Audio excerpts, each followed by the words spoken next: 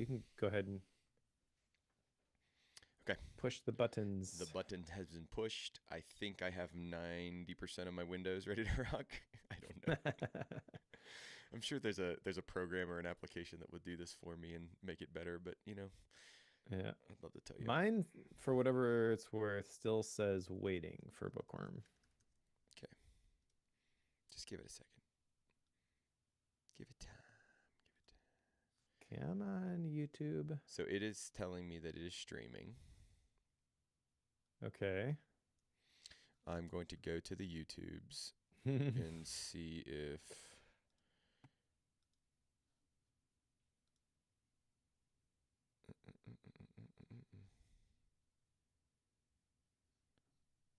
waiting for Bookworm. Yeah. Well, I don't know what to do because it says I don't want to start recording.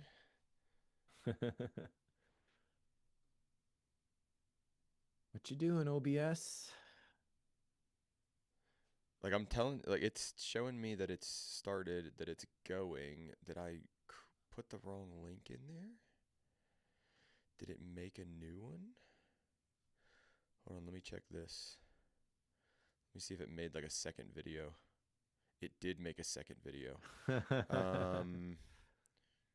All right, so hold on.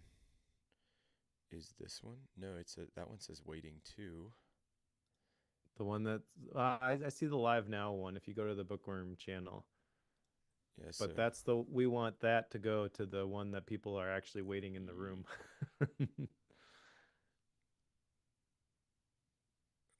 how do I do that? How do I fix that? Do you think if I send a message I out have no on idea. um yeah, I don't know how to solve this problem. Okay, hold on. Let me get this Yeah, link. I don't know anything about OBS. Yeah, let me get this link. Well, and this has never done this to me before. So can I go into the for waiting and can I Oh, there's 3 people watching it now, so it's fine. Let's just roll with this hold one. on one second. OBS had an issue. Use the link above. All right, so cool. Now I need to edit this post. Use this link instead. Or actually, no. Can I edit the link on this? Hey, if you're watching live, we are learning that OBS just freaked out, and we're fixing that. So sorry about that. So, Duck Rock and Katie, if you are watching this, got to hook Cory up with a copy of Ecamm Studio Yeah, seriously. or Ecamm Live. Okay.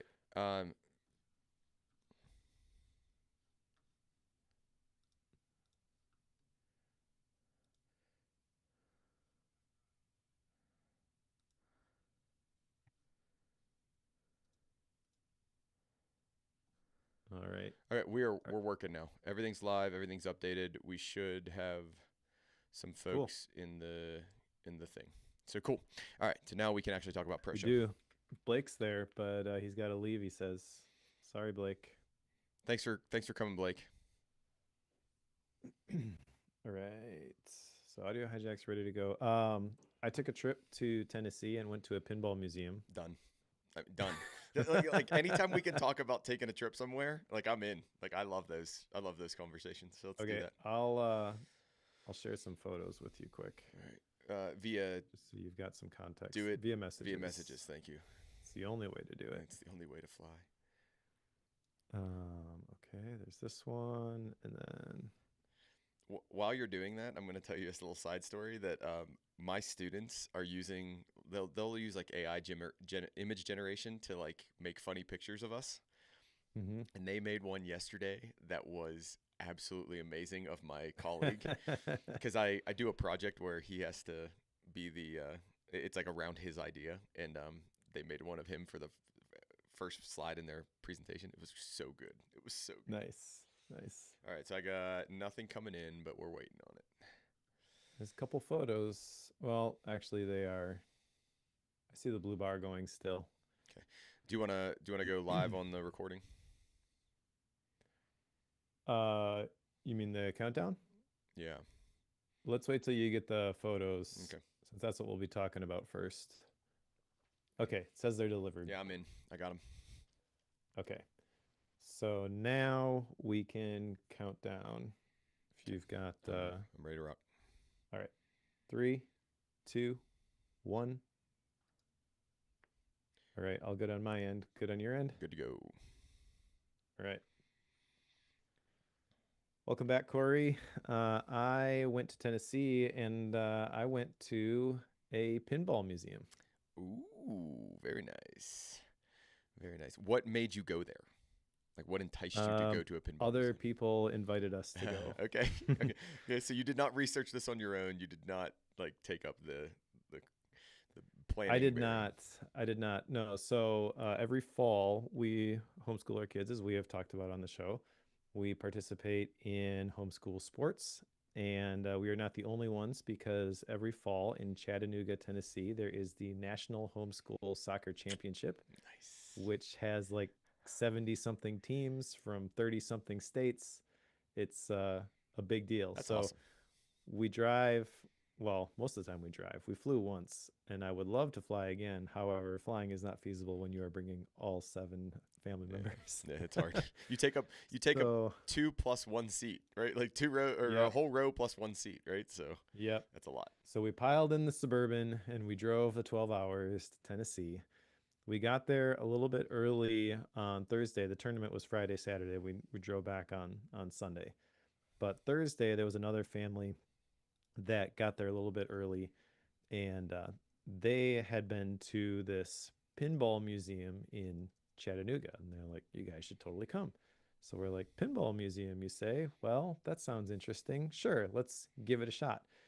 And it was really cool. So the way this works, it's not like a museum where you just have to look at the things. You pay at the door, and then they have like 40, 50 pinball machines, a bunch of classic arcade games, and you can play whatever one you want for free. That's awesome. There's one exception to this. So I sent you a couple of photos. Okay. The one with the kid in it looking at the pinball machine, that is the largest pinball machine ever made. It's called Hercules, Okay. and instead of the tiny little pinball, it uses a cue ball. So that one you can only play once because it is literally a consumable product. Like the parts wear out Yeah. and they don't know how many of them were made. They can't get replacement parts for this basically. So Yeah. you get to play that one once. But anything else, it's kind of like first come, first serve. Blake says Mike is now a pinball wizard. I am not. Yep. However, we did listen to Pinball Wizard And on now, the and way home. that's in my head. Thanks, Blake. Appreciate you, bud. Because now Yeah. that's in my head for the rest of the day. Somehow my kids had never heard that before. So when you're Yeah. leaving, I was like, Toby, have you ever heard the song Pinball Wizard? Because he's kind of into the classic rock and stuff. Yeah. He's like, well, which one is it? Is it the Elton John one or is it the Who? And I'm like, what? Elton John? Elton No. John, no, no, no, no, no. Which that might be a great song. Yeah. All right, so the thing I look at this Hercules machine and I immediately think is, well, at some point you're going to have to get a part manufactured, and 3D Yep. printing is your friend now, right? Because you can 3D print to get it like the right fit and all that stuff, and then you actually get the part manufactured as close to the broken part as possible.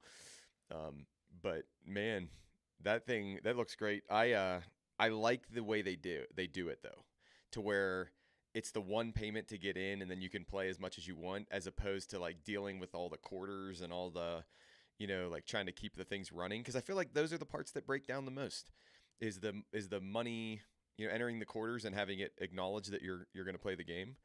So it just charge me an admission fee and let me pay as much as I want, and then I write it off as like a big entertainment expense, and I don't think about giving away money every time I want to play a game.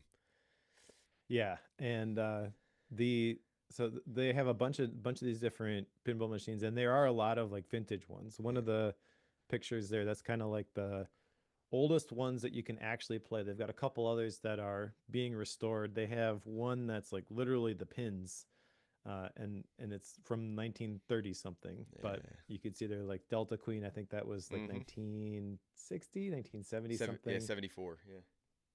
Okay, my favorite one. I also sent you a picture of that. That's the Star Wars pinball machine from Nice. 1982. Nice. I played this one a ton. I really like it. So in the upper left, there's like the bumpers, and then R2 is up there, and he goes crazy. When you hit the bumpers. There's you can't really see it because of the reflection, and it was pretty dark in there. But there is a Death Star on the right side of the table with a little door that is blocked, and basically, if you hit that door, it lights up one of the moons. So you have to like light up all these different moons, and then the door goes up, and then you can hit that shot and blow up the Death Star. So Nice. That's awesome. I'm just noticing on the Star Wars one, there were only 10,400 of these made. Like yeah, that's not that many in the scheme of, I mean, you think, it's 10,000, but still in the scheme of production, like that's a relatively small number of things produced. That's really, really cool that they still have one that is operational. Do you like the pinball machines or the video games? Because the other one you showed me is like the arcade, like big stand up hmm arcade machines. Do you like those better, or do you like the pinball games better? I like the pinball better, but I'm not very good at pinball. It's just really fun. Yeah, yeah, The arcade games though were cool too, so you can see some of them on there. They had like Dig Dug, Pac-Man, Joust. I mean, classic yeah, arcade games. yeah. I had Joshua play through Double Dragon with me. Do you No, remember Double I do Dragon? remember Double Dragon. I was never very good at it. I never played it much. I also got into Teenage Mutant Ninja Turtles more than I got into Double Dragon. Right. So I don't know if you Oh remember. yeah, I don't know if you remember Teenage Mutant Ninja I Turtles. do. Yeah, Yeah. that was back in the day. There was a pizza chain. Yep. I think it was Shakey's that would give you tokens for your report cards. Mm-hmm. So that's what we would do. We would go get our. They capped it at like 25 tokens, and me and my friends we would go to Shakey's and we would play through that game. Is Spend them all on that game. is Double Dragon a two-player? Because It is. Ninja Yep. Turtles was a four-player, and that's kind of what made it the most Correct. fun. Is like you would stand there shoulder to shoulder with all your friends, like trying to do whatever you could do. Yeah, these arcade games are older than that, probably by quite a bit, to be honest. These were the standard joystick, two buttons type of games. Yeah. I've been to places like this before that are like attached to a brewery, and like Okay. their whole model is, like sometimes they make you pay for the game, sometimes they just got a bunch of games for free, and then they're gonna make it up on the drinks, like on the food and drink side of the world. But like that's the only place I've been to like this, is it's like an arcade, but I've never been to one that looks like just a pinball machine and just an arcade. Was it busy? Like what day did you go, and like was it busy? Well, we went on a Thursday evening, Okay. so it was not too busy. There were a handful of other people there, but there were quite a few people from our team who showed up Well, while we were there. the only reason why is like it's one of those places where it's like you want it to be busy so it stays around, but then you don't want it Yeah. to be busy because you want to be able to play whatever you want to play, and like Yep. things don't break as frequently then. So it's this weird, how hard do I want to make it, or how busy do I want it to be? It looks awesome though. Yeah, there was enough people there where, it was I mean, I'm not a people person. I'm pretty introverted, so it was enough to overwhelm me after about an hour, Okay. Got it. but not enough where like you were waiting for the game you wanted to play all that often.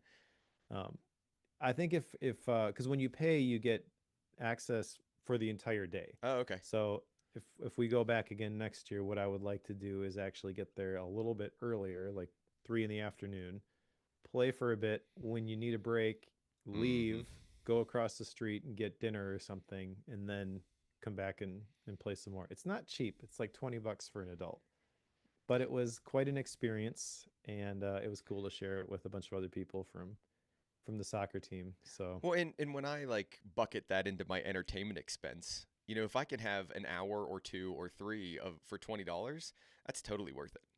Like absolutely worth it compared to how quickly you can blow away $20 on, things that aren't fun for multiple days. And then anytime you add, I can do it with you, or I could do it with my kids, or I could do it with like my buddy. Like when you add that to it, I mean, that's just icing on the cake. Like now it's a fun experience with other people as opposed to me just going out and nerding out. I always feel bad. it's true, but there were seven of us, so it was Oh still yeah, pretty yeah, pretty yeah, yeah, expensive. for sure, for sure. I mean, when you're taking seven, right? My family is the same situation. When we take six people, it gets cost prohibitive to do things like this. Yep. But I always feel bad. Like I always want to go to the movies by myself, but I feel bad because I'm like, oh, I don't want to spend just $20 on myself. Like there's nobody else, going to. But I like going to a movie by myself and like watching the movie and just I just think it's fun to go into a theater by yourself. It is. It is. Yeah. So that was part of the trip. We also hit up some museums on the way down there. We went to the Creation Museum and the Ark Encounter. I'm not Oh, sure if you've nice. been to either of I've those places, I've but heard of them, and the boys want to go to them, but I haven't. We haven't gone there yet. definitely worth a trip. Especially given that you are a professor at a Christian college. Like I know this is in your wheelhouse. Valid. The Ark is literally like a life size replica, and you walk through it, and they talk through all the technology that Noah would have had access to back in the day. And Hmm. so it's not just like a raft, that held 7,000 Yeah, animals. yeah, exactly, exactly. Well, and I There's love actually a lot of science that goes into it. It's I kind of crazy. and I love the fun conversations that you get into with people, and they start asking you like, well, what about? And so one of the biggest questions that'll come in is like, well, were all the animals babies? That way they could fit them on the ark, and it's like, well, let's talk about the plausibility of that situation being true. But like, we just don't know a Yep. lot, right? Like the Bible doesn't tell us a lot about the details of how all the animals got in there and how they survived Yeah. for the time and all that stuff. Yeah. So they tell you right at the beginning when you walk in, they have like a big thing on the wall. It's like artistic license, Yep. basically says we have the dimensions of the boat. We don't have the specifics, but based on history and archaeology and what they had access to at the time, this is what they could have done, Yeah, basically. that's great. It's Yeah, kind of neat. that's great. That sounds like a fun trip. Like how long was the drive? So from Wisconsin to Tennessee, total time in the car. Yeah, 11 hours, 38 minutes according to maps. Ended up Okay. being more like 12:45. Yeah. Yeah. Your youngest is what, 6? If I'm remembering right. She just turned 8, Oh, 8. actually. Okay. So Yeah. so like that's the one that gets twitchy, right? Like I mean, Yeah, but old enough that she did pretty great. yeah, it's great. Yeah, it's great. So ours is still 4. Our youngest is still 4, so we haven't taken on any kind of major road trips right now just Yep. because Yep. if he's not sleeping, he lasts for about 45 minutes and then he starts to, shake in his car seat. Right. Yeah. Yeah. We've been wanting to make this trip to those museums specifically for several years, and my oldest Toby is a senior in high school, so this might be the last chance, Yeah. for us all to go. Yeah. It was not the week for me to go, I can tell you that. Yeah, so we got back. We've had to move this recording because I wasn't ready, and literally finished the book at I think 11:30 last night, and was working on the outline the minute before we were supposed to go live. I mean, it's been a week. Yeah. While I was traveling, I published 2 podcast episodes and a YouTube video from a hotel that didn't have Wi-Fi. That was fun. A hotel that doesn't have Wi-Fi. Where I mean, holy cow, where were you? Like, oh, Well, they were supposed to have Wi-Fi. yeah, Holiday Inn Express, all those ads. yeah. Lies, Lies. lies. Lies. Darn lies, right? Lies, darn lies. Nah, hang in there. I just told Mike, I think before we turned all the recording gear on and the streaming gear on, I was like, it's one of those weeks where you just feel like you're flying too close to the sun, and at any given time, something might go slightly wrong, and you're just gonna burn up, or the project's gonna burn up, or whatever you're supposed to do. So Yep. we're hanging in there, team. We're gonna get this. We're gonna get this one. This book didn't help, but we'll get there in a little bit. In my mind, this book didn't help, but we'll get there in a little bit. All right. Speaking of this book, you ready to talk about it? I am. Let's do it. All right. So the first item of accountability here, Cory, you wanted to carry over from last time, and that was talk to me about accountability for a book, right? This is for the book writing we're going to be doing Yes. in November. Okay. Yes. Which November is tomorrow, Mike. So if we As we had, record this, as we record as we this. record this, Yeah. so if we had time, I would do it right now because then I could be assured that it would check off the list.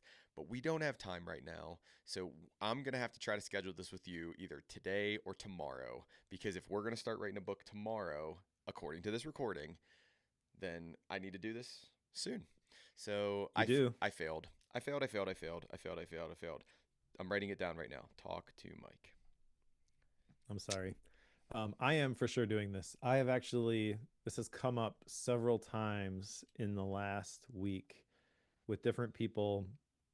And every time I've felt very uncomfortable telling them I'm writing a book next month. But Yeah, there's like a dozen people now who know. I'm committed to this. In fact, in the car, uh, we recently took a trip to Tennessee. Went to the Pinball Museum. Pro show listeners just heard us talk about my experience there, but long car ride. On the way there, I outlined the different sections of the book. It's going to be roughly a productivity book. I mean, it's Oh, going to be on nice. personal retreats. So I'll give you a guess how many sections there are.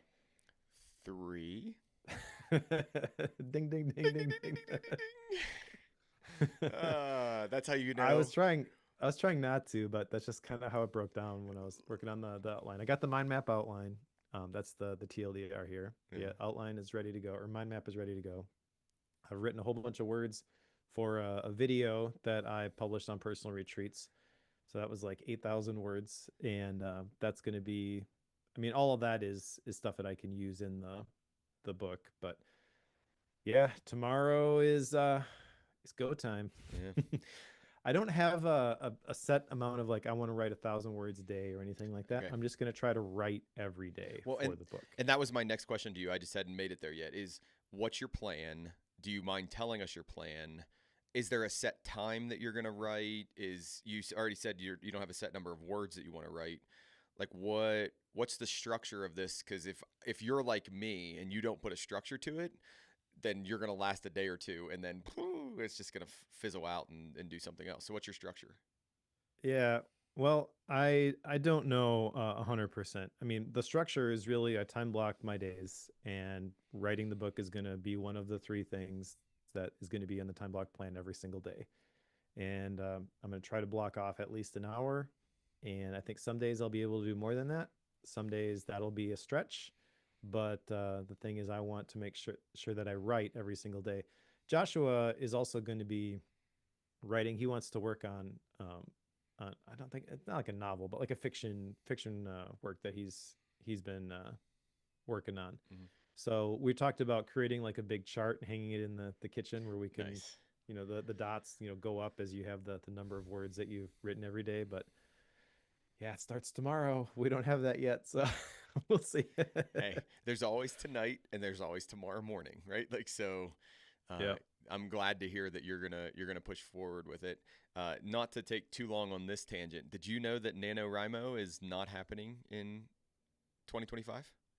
Oh, really? Yeah, No, I didn't know that. so listener, if you don't know what NaNoWriMo is, it's National Novel Writing Month, and it's usually the month of November, and it's for primarily like science fiction and fantasy. Like, isn't that where it Yeah, got it's started? National Novel Writing Month. Yeah, yeah. So they the organization shut down in April of 2025 due to financial issues. So now all the now all the NaNoWriMo stuff is going to be like bootleg. I'm sure somebody on Reddit has started a let's do this without the organization kind of a thing. So, but Sure. I just did a quick Google search of it. I was going to link to it, and it's no more. That's sad. It is sad. But now you're going to do your own. You're going to do your own Yep. Mike Schmidt National Productivity Book Writing Month. Well, I'm gonna write, and I am gonna share what I'm doing inside of the library, my community. Nice. So um, we can do additional accountability if you would like, but there's going to be some public accountability just to make sure that I stick with this. Good. Um, Good. but I am confident that I am going to be able to not necessarily write the whole thing in 30 days, but write every day. Uh, the personal retreat planner, not to go too deep on this, but I've been using that and it's working really well. I actually got a unprompted testimonial from somebody the other day, the first one, which was pretty great, talking about how they've been trying personal retreats for many months and they haven't gotten it to stick. And this was the first time that it really had any That's sort of awesome. traction. I'm experiencing that well, not the first time it's had any traction, but I've definitely seen the traction that comes from using it too. So aligning my quarterly plan of writing this book with the daily plans and blocking out the time for it, that's really the key. You don't need my planner in order to do that, but that's what I'm using. And so I have never felt more confident in my plan for accomplishing something than I do right That's good. now. That's good. I like to hear that. I But like to hear again, that. it's the process. It's not the outcome that I'm really tracking here. So Cool. Cool. Cool. What else? So what else is on our follow up list? Well, I've got several follow-up things that I failed at, defining my STP, creating checklists for everything. I still intend to create the checklists. To be honest, I don't remember what STP was at this point. Normally, folks, I go back and I even re-listen to the part of the episode where we talk about the action items, so I know exactly what I was thinking when we get to this part of the show. But as Cory alluded to, it has been a week. Hmm. So I did not get a chance to do that this time. I'm just going to take the loss on this one and turn the page. And I fully support that. I fully support that. All right. And then you had a couple for downloading the resources Hmm. from the previous book, which was Sponsor Magnet Yep. by Justin Moore. Well, actually, let's just talk about that one first. Did you get a chance to do that? I didn't. I didn't remember that I was going to do this. I need to do this. But no, I bombed on that one. I can move quickly on to my second one, so I don't feel too bad about that Okay. one. So grow the audience or take the first step in this. I think where I'm at, Mike, and I keep circling back on this. So you've probably picked up as I don't know where I want to put the majority of my time right now. Like I have like three or four different things that check slightly different boxes, but they're all around, that same like true north or that same life theme, like as you would, describe it. So like they're all in that space and they're all good. I just don't know which one to actually commit the effort to right now. And I keep going back and forth on them. And it's like one of those situations where like I'll be on Monday like super confident, like, yeah, this is like I should do this, right? This is the one. Then on Wednesday I'm like, oh, maybe I should do this one. Right. So like I haven't made like a boatload of progress on any of them because I'm not positive on which one makes the most sense. And I need to figure that out. Like that's a big thing. So grow the audience. Like I've thought about that. The other thing I come back to a lot, and you and I've talked about this in different ways in different in forms. I I know like social media is necessary, and I think social media is a part of the way that you grow an audience. And I know that we've read some books on growing your newsletter as opposed to growing like a social media audience. That there's more value in that. I just can't stand social media. Like I just can't stand it. And it's because I think like of what it does to me internally. Like when I start to play around with it, I like I just think differently and I don't like the way I think when social media is very active. So that's been a hard thing for me to figure out. Is like how do I grow my audience but not like go crazy on social media, and I haven't figured that out either. So I mean I'll stop there. Well, let me break the bad news to you that you are live on social media right now as we stream this to YouTube. I, I know, and like that doesn't bother me as much because like I'm not super engaged in it. You know what I mean? Yeah, yeah. Where like do I care that if people watch the live stream? Sure. Do I care if they watch the video afterwards? Yeah, but it doesn't like creep into my brain and like start to mess with me. For some Yep. reason, if I do a post on Instagram or X or whatever it is, like I want that to go viral. And I don't like that about me. Like Hmm. I'm saying this very Okay. strongly. Like I don't like that about me. Or I want my follower count to go up. It's a pride thing. It's got to be a pride thing, right? Like I want my follower count to go up.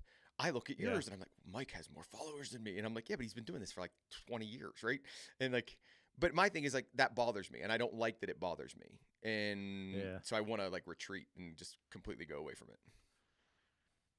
You should be in my creator business accelerator, sir. And I told you that I was super close, super close. And I just didn't pull Yeah. the trigger on it. Yeah, the so just real briefly, I think that maybe this isn't news to you, but just for the sake of everybody else who's hearing what you're saying and saying, yeah, I agree. I think the way to beat this is to pick one platform where you actually want to show up. Don't view it as social media, and don't be like, well, I got to show up on all the socials. Just go where your people are, join the conversation, start talking, and then you can build the audience, and eventually you have something that you're gonna sell. My audience is YouTube. I almost never go on YouTube just to chat or comment, things like that. Mm-hmm. About once a week, maybe once every 2 weeks, I'll actually just go in and batch reply to all those comments. I Mm-hmm. try to be a little bit more responsive right after I launch a video, but for the most part, that's you don't have to you don't have to play the game the way that everybody else plays it either. You can do it on your own terms. So really, it's just thinking about what am I trying to get out of this. I know I don't have But to, but my brain can't not. that's And fair. that's my That's fair. problem. Like, so, and I know that about me, but that's the whole thing. That just driving me crazy about this growing the audience thing is which project, which ties back to the to Hmm. the other idea, and then how do I push forward with that? But I'll work on that. I'll figure that out. It's gonna be a You've got a couple months to figure it out before you go to the sponsor games. That's your last Okay, and the item here. last one is the sponsor games, which I just told Mike, I think before we turned everything on, I'm like 90% in on sponsor games. I have to confirm a couple more things, which will probably get done this weekend, but I'm about 90% in on the sponsor games. So, Justin Moore, you did a great job convincing me to do a thing. And then Mike helped you out convincing me to do a thing.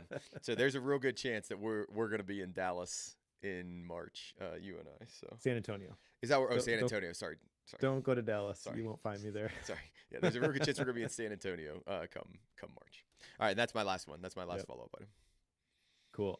Yeah, that looks like a really cool conference, and I'm hoping that my Black Friday sale goes bonkers, so I don't have to worry about uh, spending the money to fly for this thing. Yep. And the stupid thing, it's not stupid, but like if there was one conference you were going to go to where you literally could justify the expense, it would be one that's going to help you make money through Yeah, sponsorships, right? exactly. That's the same thing that goes through my brain. Is my brain is like, Cory, this like probably has the highest potential ROI out of anything you could ever Yes. do. Like, you should do this, right? Like, you should really do this. So Yeah. yeah, like what you're hearing here, audience, is you're hearing the difference between somebody who's a full-time creator and then somebody who does this because it's like the side thing, and like it borderlines hobby versus creator kind of thing. And like you think about it in different ways. You really do. So, It's true. all right. Alrighty. Alrighty.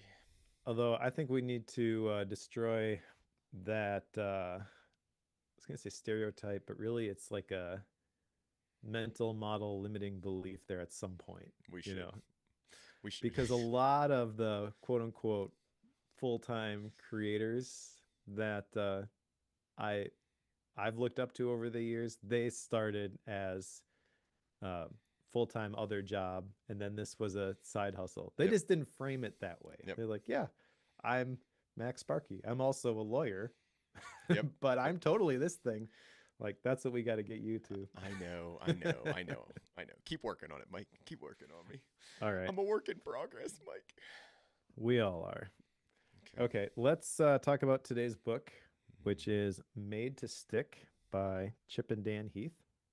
Yep. This was a listener recommendation from Andrew, I believe. So thank you for recommending this one. I had read previous Chip and Dan Heath books, and so I kind of knew what to expect with this. This one did not disappoint. What I love about the Chip and Dan Heath books is that the structure of the book is very simple. So this one has an introduction, which is what sticks question mark. So asking the question.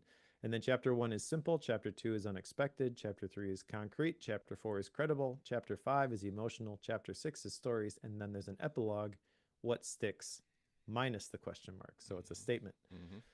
There's no three parts to this. There's one core idea they are talking about. It's very clear from the subtitle why some ideas survive and others die. And it's an interesting combination of expertise that they bring as co-authors. I forget which one it was. I think it was Chip who teaches a class at Stanford. Yeah, I can't remember. One of them does teach at Stanford. I just can't remember which one it is. Yeah, and the class is called Made to Stick, which is like based on the ideas in this book. Which That is that's kind of cool. Which what's wild is I've actually seen this happen with more than one person at Stanford, where they'll teach a class and they'll teach it a couple different times, and then they'll turn it into a book. Like they basically just take their course notes and they make them a little bit more robust, and they'll turn it into a book, which I think is a really kind of clever way to do that. It also comes from, and I won't go down too far down this rabbit hole. It comes from the culture of a place like Stanford, where they essentially have more money than they ever know what to do with. So they encourage they encourage their faculty members to do stuff like this. Like they give them time to like help and like they give them free time to go like turn that class into a book. So it's an interesting model for a university. Yeah, that is true, and do think that that is cool. However, that's only half of this because that's Hmm. one person's Hmm. perspective, and then I forget how the pieces fit together. But the bottom line is that it reads different than, because we've read some of those books, I believe, that have come out of Yep. Stanford classes. I forget which ones, but um, it's a it's maybe the most successful or the best, in my opinion, co-authored book I've read. Mm. Like, I generally don't like co-authored books because there's a very distinct handoff from this person wrote this section to this person wrote this section, and it feels a little bit disjointed. You don't get that with Chip and Dan Heath. They were made to write books together. Well, and I thought the exact same thing, right? As you said that, I thought this did not read like a co-authored book. They would refer to the person who, if they were like talking more specifically about somebody than somebody else, they would do that, and but it wasn't like inappropriate. Like, now Dan's going to talk about blah blah blah blah blah, and like you didn't have to like play that mental game of switch. It was just them telling a story, and they'd be like in Chip's classes or in Dan's experience, and like it worked really well. I think they did it really well. Yep. All right. So, ready to get into the content? Yep, ready to get into the framework because that's where they start us with a framework. That's true. So the first section is technically the introduction, where they're asking the question, "What sticks?" And they define sticky as getting your ideas understood and remembered. Hmm. I believe it's this section where they start off with a very uh, Yes, disruptive, uh, dramatic. dramatic. That's the word. Yeah. Yes, story about the kidney bandit, Yep. right? Yep. Uh, and apparently this is a thing that like people have told different versions of this story throughout the years, and I had never heard this before. Had you heard I'd this? never heard it, but I will tell you, they had me hooked. Like so hooked in the first, however many lines. Like they had me hooked. Yeah. So the version of this is guy meets this girl at the bar. She gets him a drink. He gets knocked out, wakes up in the bathtub. There's a tube out of his side, and his kidney has been harvested. I was just like, oh my gosh, there's no way. Like this is crazy. This is a crazy Yeah. story. And then they drop the reveal. Yep. Which is kind of the point, Yep. is they want to show that certain ideas and certain stories tend to stick with you, and others don't.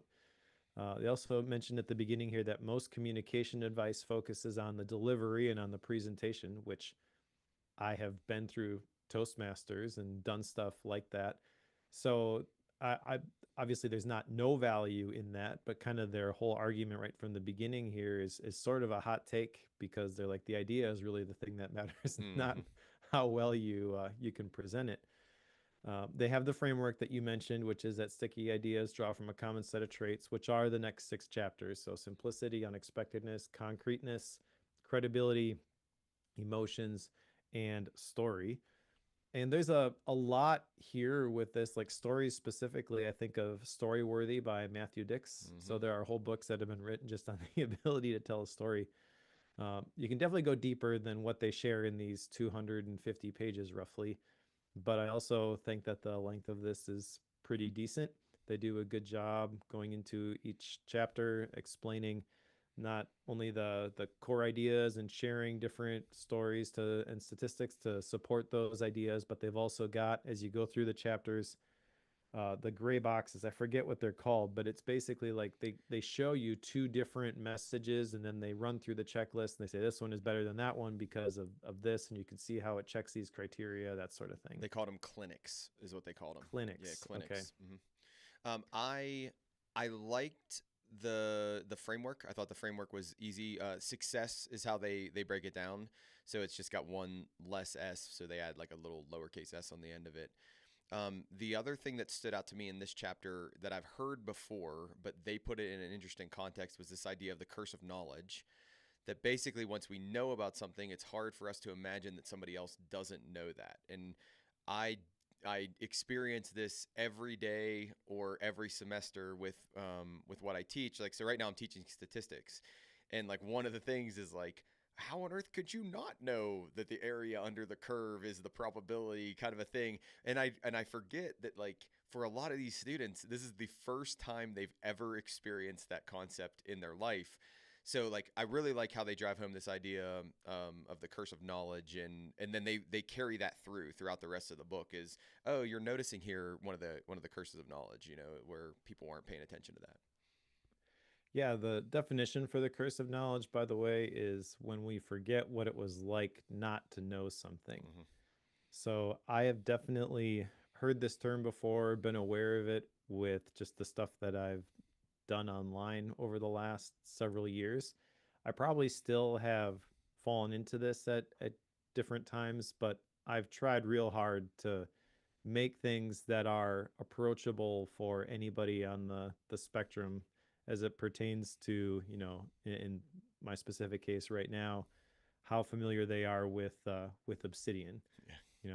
I'm working on a video right now which is like 20 quality of life tips, and so there's some stuff on there that's really basic, some stuff on there that's pretty advanced, and I'm trying to make it so that whoever is going to give me the time to watch the video is going to get something Yeah. from it.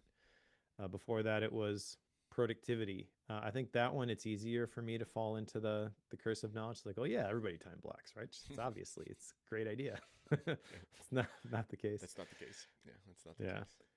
But the larger point that they're really making at the end of this, which I think is important and relevant for the rest of the book, is that creating sticky ideas is something that can be learned, and so that's what they're going to try to teach us Yeah. over the next 6 chapters. Yeah, I think just before we move on to chapter one, because we're going to start to talk about like each of the key ideas in their framework. So we're going to start with simple. Before we move on to that, the idea of creating sticky stories or sticky ideas was really, really attractive to me. So in this first introduction, I come out of this thinking this is relevant, this is valuable no matter what you do.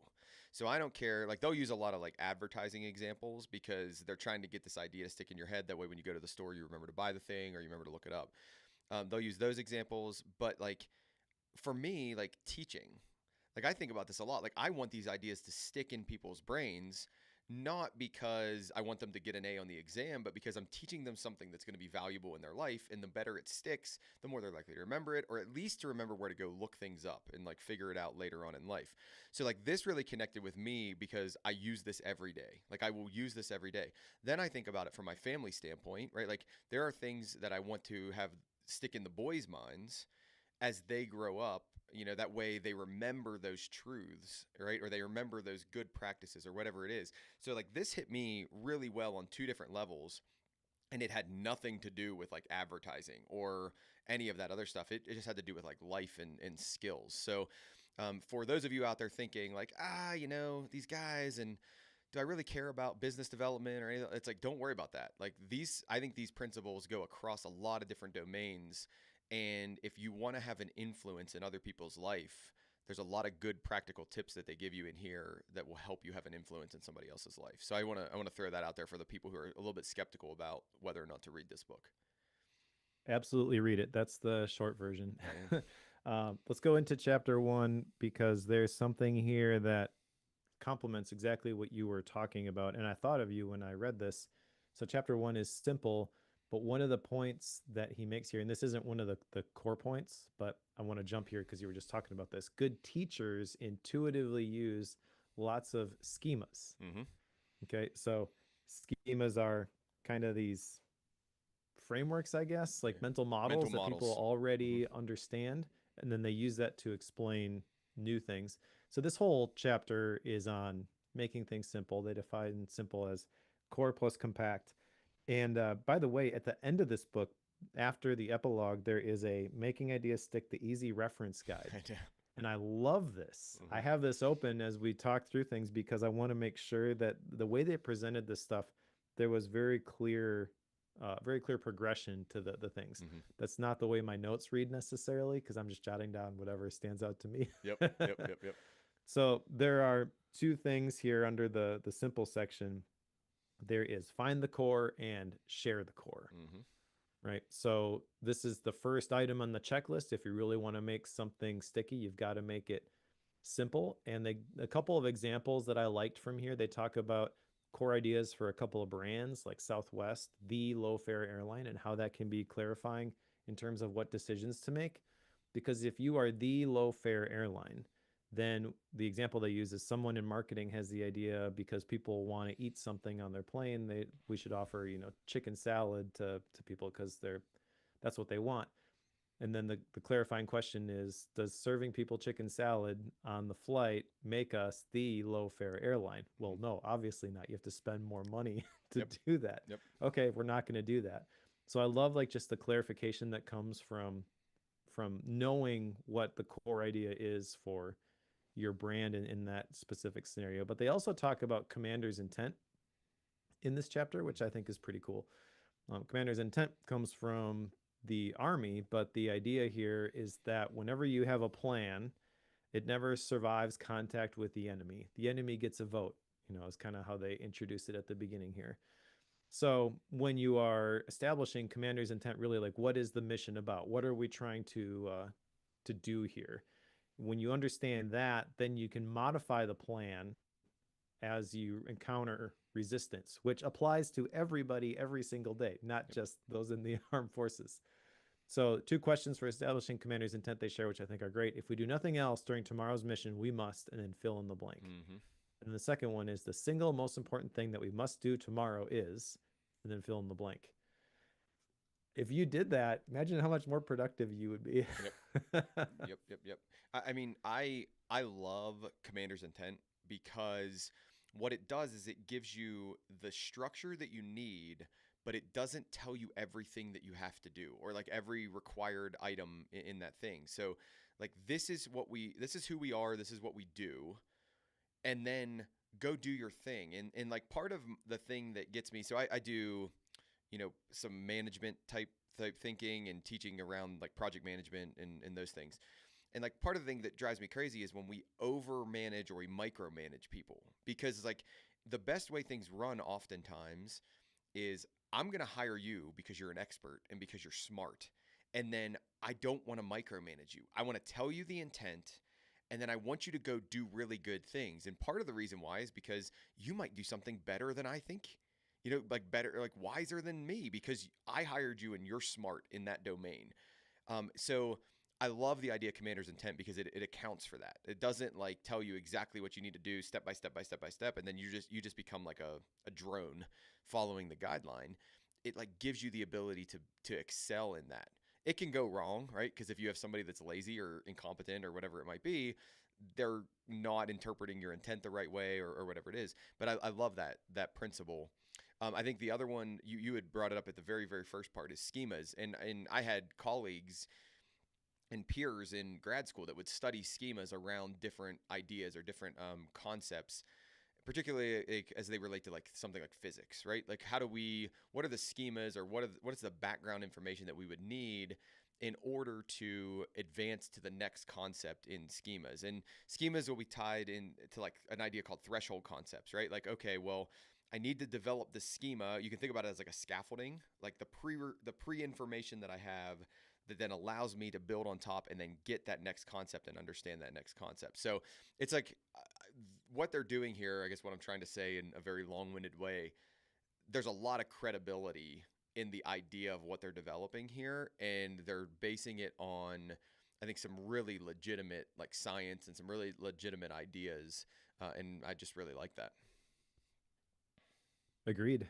I think this is a fantastic beginning to the book. Hmm. Anything else from chapter one, or you want to go to chapter two? Yeah, they if you need a good example of this, of like what they give a good example towards the end of the chapter where they talk about like proverbs, like a bird in the hand, kind of a situation, or like the golden rule, or those type of things.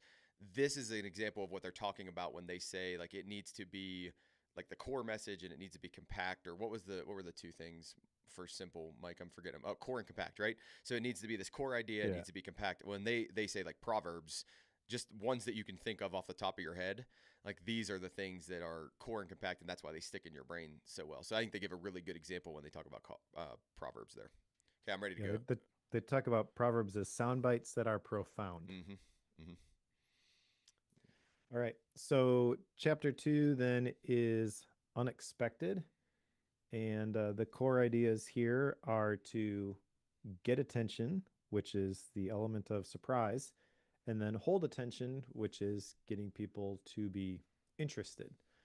And I feel like this one, maybe out of all the chapters, is trying to do the most in terms of communicating ideas. Okay. Just because I don't know, it almost feels like those two things, I get how they're connected, get attention versus hold attention, but those feel like they almost could be their own chapters. Yeah. They're two steps in a process. They're not two sides of a coin necessarily. So let me say this now. I was going to hold off until the end when we talk about style and rating. If there is, I shouldn't say it's the major rub. Like if one of my rubs in this book is the fact that they could have actually broken the chapters down into more chapters that hit tighter points.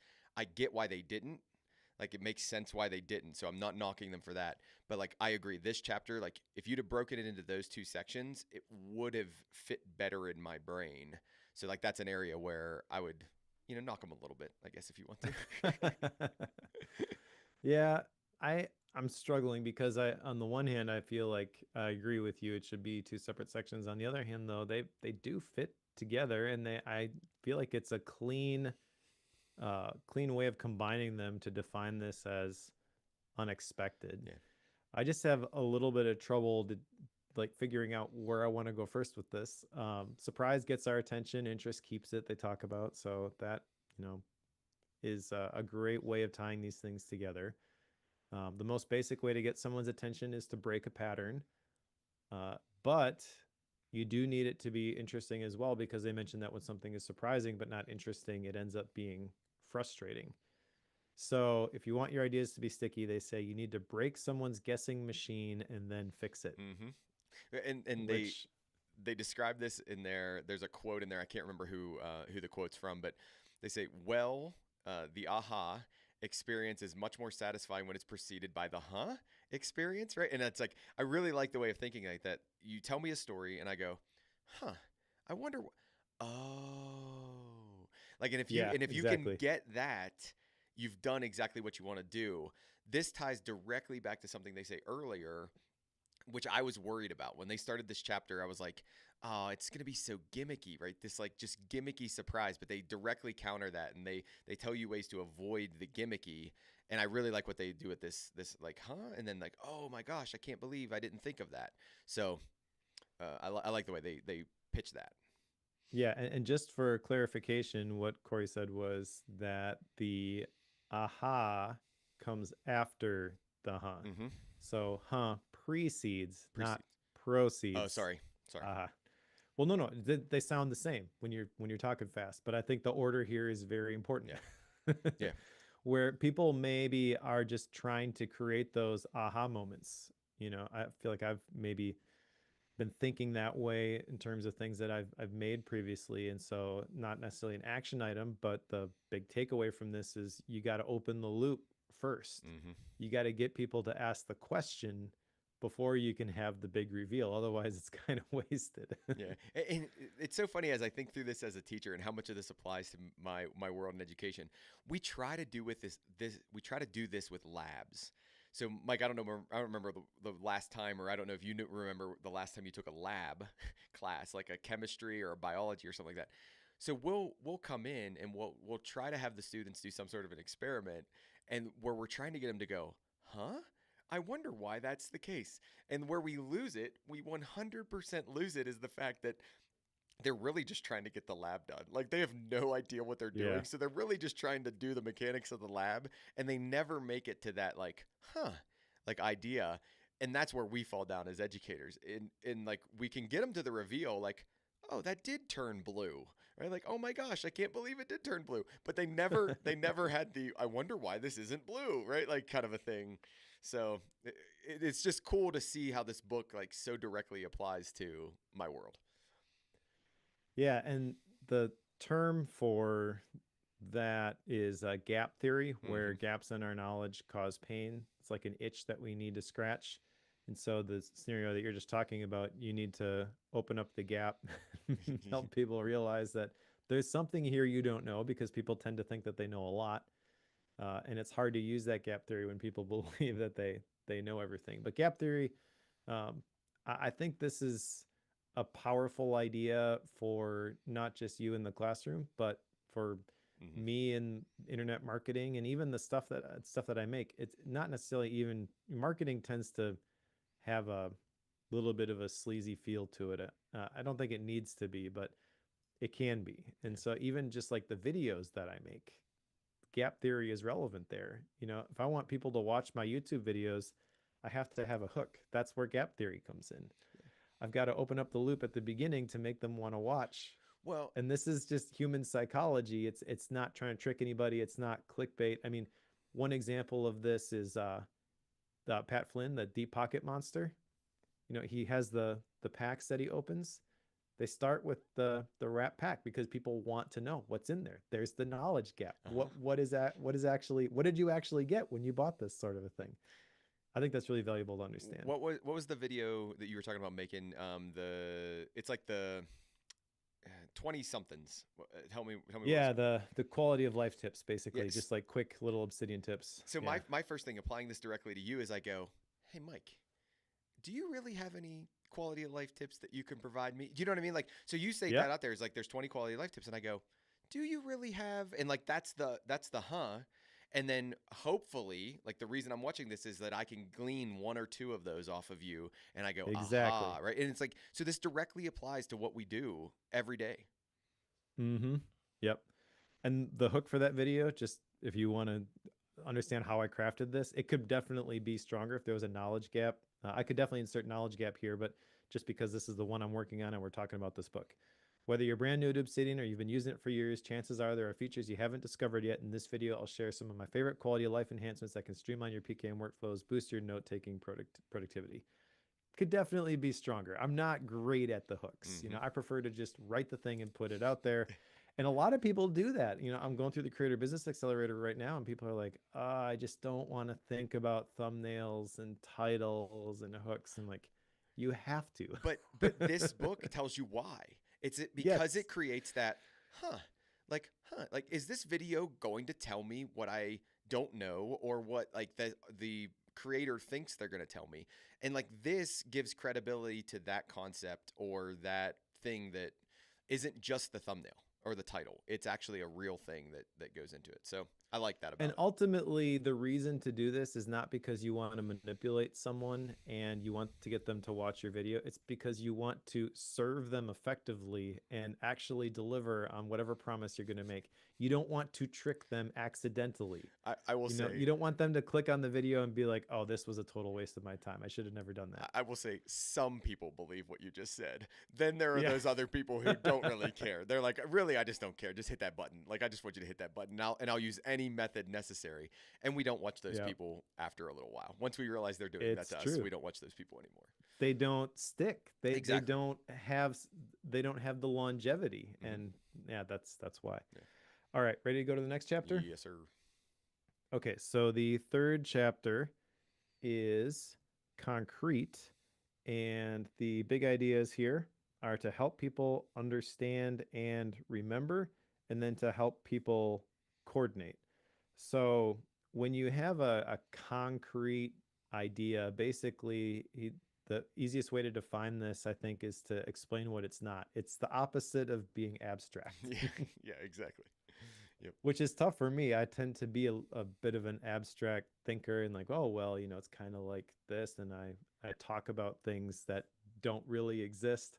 So I feel like maybe I have a lot of room to grow in this particular area.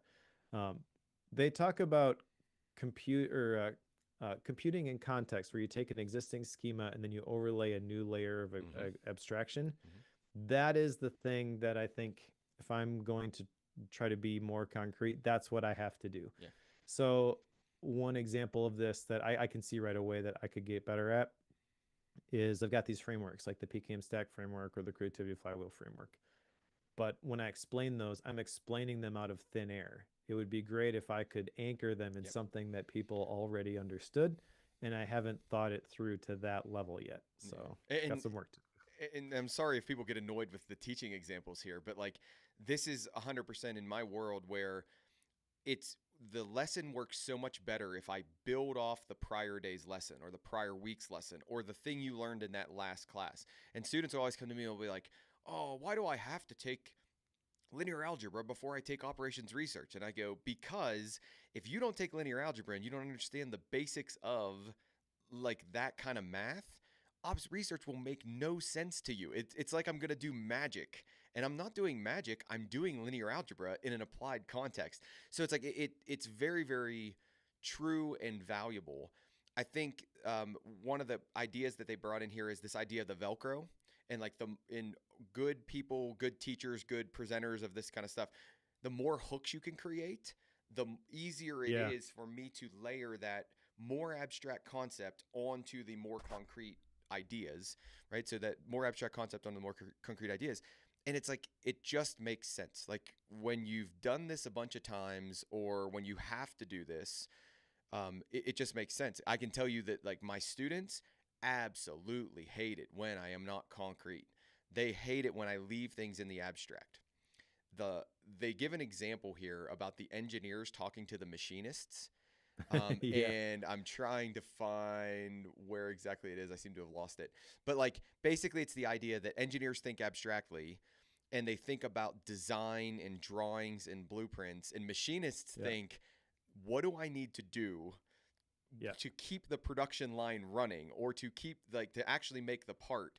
And this is why, we talk about diversity a lot. This is why having both of those people in the world and in the same meeting makes sense. I worked at a microphone manufacturer at one point in my life, and the hilarious thing is like we would do things in the engineering space, and then we had this guy, and this guy was a master clock technician. So he was trained in Germany. I mean, he would put one of those little eyepieces in that has like the super magnification, and he'd work on things like half the size of your pinky nail. He was like down in there like going into it, and we would come to him like with a design, or we would say like, hey, this is what we're thinking, and he'd come back and he'd be like, nope, don't do it. He's like, that's a bad idea. And we'd be like, why? And he'd go, you can't manufacture that. He's like, the guys on the line, there's no way they can do what you want them to do with any kind of quality. And then if we turn it up and we try to manufacture 1,000 of them or 1,000,000 of them or 100,000,000 of them, he's like, no way, never going to happen. So we'd have to go back and rethink about the design. And it's like, it's just a really cool idea between abstraction and concrete and the dance that goes on between those two things. That's interesting. Which microphone manufacturer was it? So Shure, I had an internship at Okay. Shure in Chicago. And like one of the coolest projects I worked on was basically, it was when the in-ear buds were first starting to come out, and they were basically only used by professional performing artists. Hmm. So you were trying to make those smaller and smaller and smaller and make them cheaper and cheaper and cheaper so the consumer could buy them, because Shure is a prosumer, kind of a place. They make professional gear and they make consumer gear. So we were trying to figure out how to make the drivers in them that would push the sound out. Yeah. And yeah, that was a fun time, fun I'm summer. using Shure in-ear monitors Nice. as we Those speak. were the first. Those are the first ones I ever had that were actually good. And I got them because they had an old pair that had broken and they couldn't sell them anymore. And somebody walked up to me and threw them at me, and he goes, "Hey, we fixed these. Here you go." And I was like, "Awesome!" Yeah. So, Very cool. yep. One of the things that is relevant to what you were sharing there is that novices crave concreteness, Hmm. they talk about in this chapter. But the key is, and experts um, tend to think more abstractly about things. So the difference between expert and novice is that ability to think abstractly. However, that doesn't mean that the expert or the teacher in this particular case uh, should just dumb things down so that the novice can understand it. The way to do this is to find a universal language. That's challenging to me, but I really like that idea. And Blake with the dad joke in the chat, that sure sounds interesting. Oh my gosh! But Thanks, Blake. Thanks, Blake. all right, I don't really anything else from Nope, chapter 3. Okay. I'm good. All right. So next chapter is chapter 4. This is credible. Hmm. And the big ideas here are to help people believe. And there's a couple different ways you can do that with external credibility and with internal credibility. Um, the things that I jotted down in my notes from this, though, were really just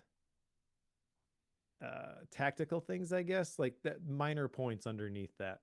So I don't know if you want to talk about internal or external credibility yet before we get into like two types of authorities and the Sinatra test and stuff Nah, like like that. this chapter, I don't want to say it was the weakest, but it was one of those ones where I was kind of like, okay, like fine, it's fine. It didn't stand out as much to the as the other ones did to me. Yeah, and that's the thing is with credible, I feel like this is sort of a checkbox where all of the other ones maybe are a sliding scale. This one is either do I believe this or do I not? Is it credible or isn't it? That It's not like, well, this is 80% credible, so I guess, it'll stick. that's a really Maybe good I'm way. wrong, but No, that's a really good way to describe that. I would have never thought of it that way, but this is one of those ones that you have to have. But really, if you can get there, that's really all you have to do. Like you don't have to be like yeah. expert at it. Just get good enough and move on. Yeah, and so there's lots of different ways that you can have credibility. The authorities are the thing that was interesting to me. Authorities are a reliable source of credibility for ideas. And then there's two types of authorities: experts and then celebrities or other aspirational figures, which is why you may have the world's leading expert in whatever talking about something, but you may also have Oprah recommending a book on her book club, and that has more sway than the Okay. expert. Okay. Pause. Pause. Pause. Pause. Can we talk about why this is true? Like, I don't want to take us too far. Like, Sure. but like, this makes absolutely like no sense to me. Okay, if let's use an NBA player. An NBA player, if they're going to recommend basketball shoes to me, they are an expert at evaluating basketball shoes. So therefore, go tell me about those basketball shoes. Fantastic, right? I love that. But if they're going to recommend to me like I don't know, like a T-shirt. Like everybody wears T-shirts. Like you're not special. Like what do you know about T-shirts, right? So then I turn this on and I say, Cory, think about this. Is this what you and Mike do, right? Are you like, do you consider yourselves experts at these Are we books? part of the problem? Like we're what I'll say. I'll speak for me because I don't want to back you into a corner. I'm definitely not a celebrity, right? Like 100% not a celebrity. Okay, cool. So therefore, would that mean like I have some expertise at evaluating books and recommending them to other people? Or do I have nothing of that? And I just am a guy who's willing to talk for an hour and a half to 2 hours on a microphone about books. Do you know what I mean? But like I think about this and I'm like, why are we so as humans, why are we so crazy that we let people who can sing really, really well tell us about like bacon and like, sliced meat or whatever? Like it Yeah. just doesn't make any sense to me. And I'm not saying I don't fall for it. I'm just saying it Yeah. doesn't make Yeah. any sense to Well, okay. me. So Okay. there's I think later on in the book they talk about how we tend to make decisions based on what would be best for our group. And so basically I think this is the beginnings of wanting to identify with a particular group. Oh, that actually makes a lot of sense. So I may not be able to dunk from the free throw line or dunk at all, Yeah. but I want to be like Mike, so I'm going to drink Gatorade. Okay. Okay. Okay. Okay.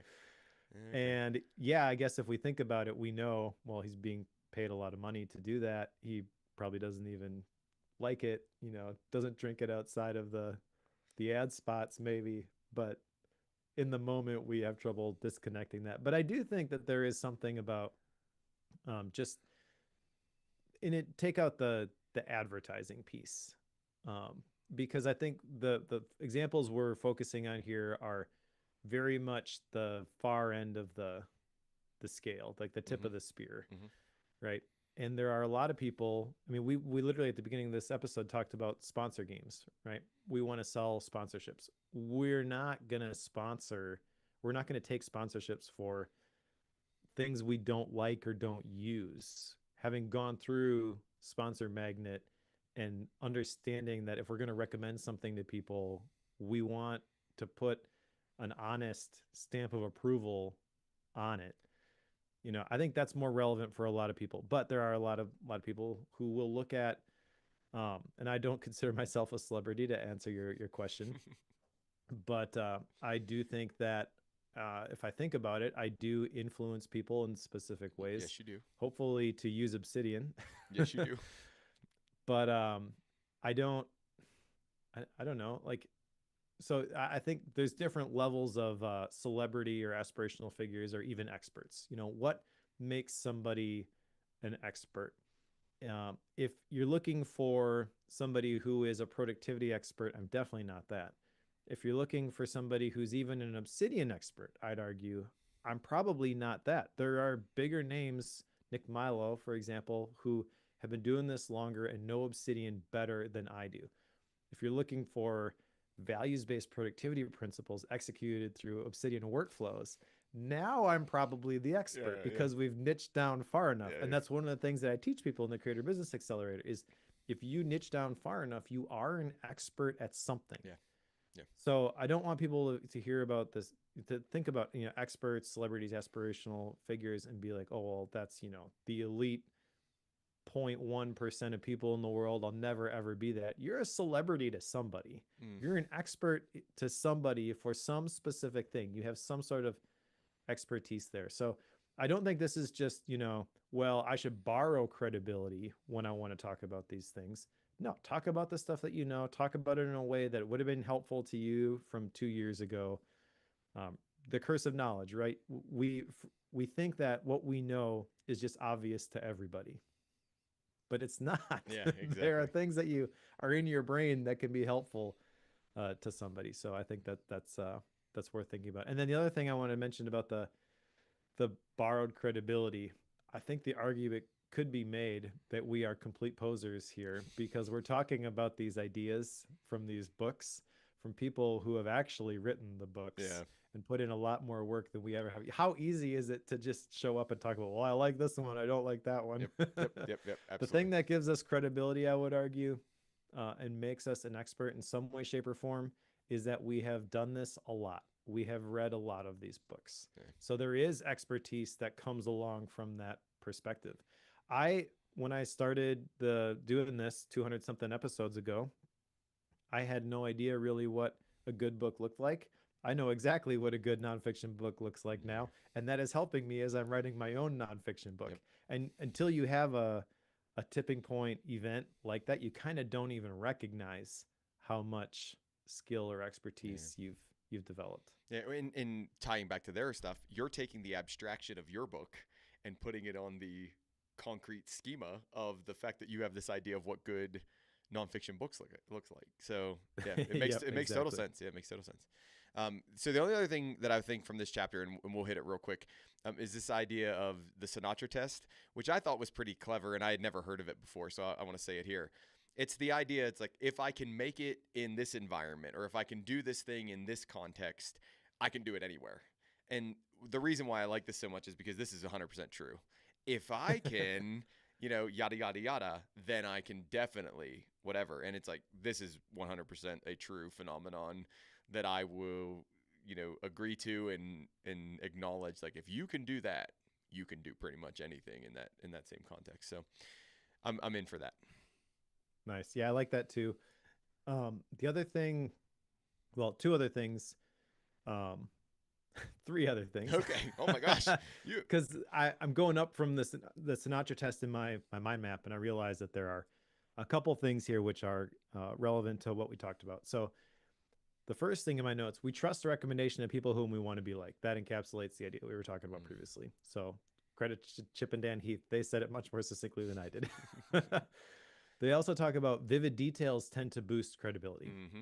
So if you're looking to add credibility to your idea, one easy way to do it is just to get more and more specific, which is sort of a different way of explaining what I was talking about, where if you niche down far enough, everybody's an expert in something. Mm. The other one, this is the one I was going to share. Okay. Statistics. I like to use statistics. I like to use numbers. They should almost always be used to illustrate a relationship. That's challenging to me. And again, I don't have an action item associated with this. In fact, I don't know that I have any action items because really it's just get better at developing and communicating your ideas. get better at success. Yeah, but this is something that I want to consider is like how do I use these statistics and these numbers in communicating my ideas? Because a lot of times like, oh, that sounds cool, it sort of supports this idea, but I'm not real clear on, well, this is how it communicates this relationship between things. Hmm. So, Yep, I'm ready to move to emotional. all right, you want to kick this one off? Yeah, sure. Okay, so chapter 5 is emotional. Basically, it's this idea that we are more effective in our in making ideas that stick if we can attach to some sort of human emotion. If we can attract our idea, if we can get people to believe in something, or if we can like pull on the heartstrings a little bit or push these emotional buttons. That way, they kind of connect or resonate with the idea that we want to get out of here. So they they are good about saying like don't do it for the sake of doing it. Try to find an actual like tangible emotional connection to people. That way they'll bind to what you're trying to tell them. And the funny thing about it is one of the examples they use this guy named John Caples, but they actually kind of like say he's ruthless in the way he does it, right? Like so he does it well. He's like really effective at doing it, but like he's kind of like you know I don't want to say over the top. Mike, help me with if I'm saying my words wrong. He's really effective at doing it, but he also is a really aggressive at it. If that's the best way I can describe it. Um, So he's kind of a marketing guy, and the way that he describes it in terms of the direct mail marketing, mhm. I think is the way that they mention it. Um, it's like the stuff that shows up in your mailbox, and you got to have a single sentence or to get someone to open it instead of just throwing it in the the trash. Yep. And there is a little bit of um, there's a little bit of negative connotation with that, which I think is where you get the idea of like being over the top. That's kind of the where clickbait comes from. Mhm. But again, like I think the principles that he's talking Oh yeah. about, they can be used for good or evil, and he even kind of talks about that a little bit later. How there's certain things like he's uncomfortable using these principles, sort of the same idea behind, I would say, Influence by Robert Cialdini or 48 Laws of Power by Robert Greene. Like these are legit principles. These things work, but you got to be careful how you use them. And what's interesting in the context of this chapter is right away, direct response mail campaigns, people are like, ew, no, I'm not going to touch that with a 39.5 foot pole. And he's like, no, that's fine. But later on, I'll draw the line. Yeah. So Yeah. I feel like it's a little bit relative. You got to figure out where you're gonna draw that line. Yeah. But So then they immediately go to, or immediately is a funny word, but they tie this to the idea of if you want people to be emotionally attached, you need them to get to think about what's it for me, like what does this mean for yep, me, how does this hit me. So they talk about this, they call it WIFI, right? Like this idea of what's in it for you, right? So it's an acronym, but what's in it for you. And they say if you want to get people to care about something, you have to like make it relevant to them, or you have to get them to care about it. So this whole concept comes in. When we get to emotional, it isn't like make them cry and everything, right? It's much more about make them care about it in a way that makes sense for them to care about it. So like I'm pulling for an example, and I didn't write any like dramatic or direct examples down. So Mike, if you have a good example that they gave in the book, like I'd love that. But it's this idea of like the thing that makes it turn back onto you and go, oh yeah, like I would care about that a lot. So that's kind of the nature of emotion. That's at least that's what I got out from a sure. high level standpoint. Well, there is one story that stands out to me, and that's when they were trying to get the firemen to Yeah. watch the safety video, and they're like, "Yeah, sure, we'll watch it." And then they tried to incentivize it more by giving them a free popcorn popper or something, and they got upset because not because it was detrimental to them as individuals. They would get something that they would not have gotten otherwise. Like they come out better in this deal, but the whole idea, it the whole idea that a fireman, the group that they belong to, would be influenced by something like this, they found repulsive. Mm-hmm. Mm-hmm. So what's in it for you isn't just what's in it for me as the individual and how do I get more so that other people don't, but really it's how does my group succeed. This is kind of the chapter that comes from. Yeah. But the other thing, talking about what's in it for you, this is where they talk about Maslow's hierarchy of Yep. needs and how that hierarchical view of Maslow's pyramid is actually bogus. You Yeah. don't go from one to the next to the next to the next, and then finally you get to the one at the top. They're kind of, you can appeal to multiple needs at the same time. You don't have to go in that specific order, which I think is interesting. Yeah. Related to Maslow, they give a good example of basically the difference in you thinking for yourself and then you projecting onto other people, which I think we do this a lot more than we realize we do it. It's like, oh, if I'm making the decision, I'm making it for the following reasons.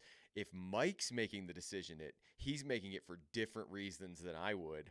But then if you asked Mike, Mike would say the exact same thing. Like he's making it for the same reason I am, but he would think I'm making it for that other reason. And they give some examples of that as well. I have a different way of framing that, which is that we Uh judge huh. others by their actions, but ourselves by our Yep. intentions. Yep. Absolutely. Absolutely. There's some other interesting stuff in here. Semantic stretches when people overuse a word. The word that they kind of highlighted was unique, but when I um, when I think about that, I feel like the business world is very, very guilty of this. Priority is probably another one. There's really only one priority. It literally means the first or prior thing. And so you have people who are like, I have these 10 different priorities for today. Like, no, Yeah. that's not what it Yeah. means. You don't. And then at the very beginning, there's a story of Mother Teresa, which I think is really powerful. If you're going to try to use this to make an idea sticky, I think this is where the takeaway is. Mother Teresa said, "If I look at the mass, I will never act. If I look at the one, I will." Mm-hmm. So when you are trying to compel people to do something or you're trying to communicate an idea in a way that it sticks, the way to do that is to make it emotional. And the key here for me from this section is that people don't think analytically and emotionally. They say it this way: when people think analytically, they're less likely to think emotionally. Mm. And they shared the examples of the people who were trying to raise funds for like starving children, and they gave people $5, and they measured the average number amount that people paid. When they first heard the statistics about how great the need was, those people who received that on average they donated like a buck 43, Yeah. and the people who got the story about a specific kid who was struggling, they donated $2 and something. But what was interesting was when they combined those two, they shared the numbers and the personal story. It basically lined up with the first group, the $1 something group. And so the numbers I kind of think are irrelevant, but it was interesting that it's like just because you have an emotional plea in something doesn't necessarily mean that it's going to have the effect that you want it to Mm-hmm. have. And as an analytical thinker, my kind of by default, I got to check myself when I'm communicating ideas, I think. This makes me think of do you know the Sarah McLachlan commercial where she's singing in the background "Arms of an Angel" and there's all the like dogs and stuff like that, right? Direct Mm-hmm. appeal to emotion, 100% appeal to emotion. And I watch that and think like, I'm sorry, forgive me if anybody thinks I'm completely cold hearted, but like I watch that and I think, like I mean, like that's a really sad song, and there's dogs and cats and stuff, and it's like I have no pull to like donate to the ASPCA or whatever that's even for. Um, sorry, I don't know why I went on that tangent, but I don't remember if this is where they tell the story for the first time or if they tie back into it, because they'll tie back into like stories they've told in the past.